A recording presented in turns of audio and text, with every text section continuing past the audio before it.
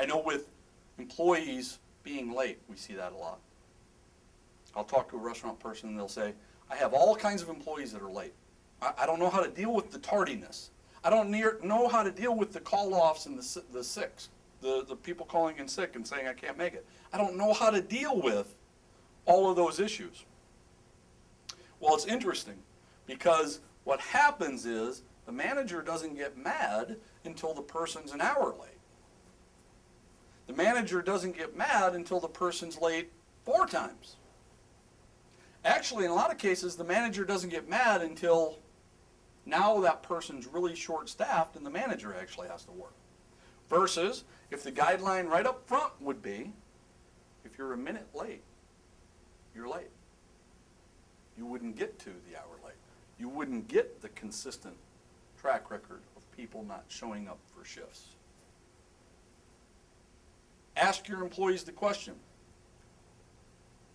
why did you not call me hours and hours before you were late to tell me you were going to be late? Well, because this happened or that happened. You'll hear the list of excuses. But see, there's not enough communication back and forth to determine if it's real. In our world now, we use the term, oh, it's just a little white lie. The employee told me they had a flat tire. Really? Did they show you the receipt to get the flat tire fixed? Well, I never asked for it. Why not? Why not ask for the receipt to see if you got the flat tire fixed?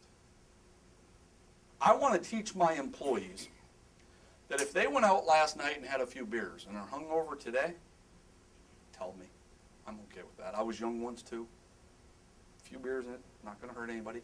It happens. I don't want a track record of it.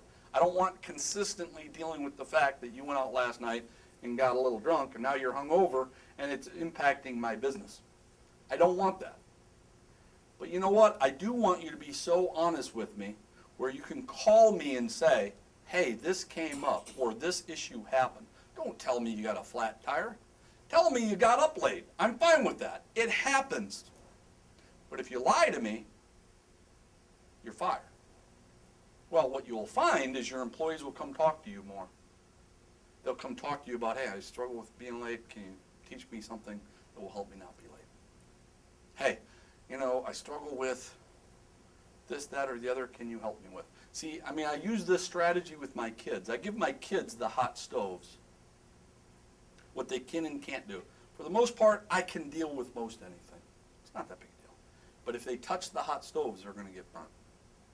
Needless to say, you can't fire your kids, but you can discipline your kids.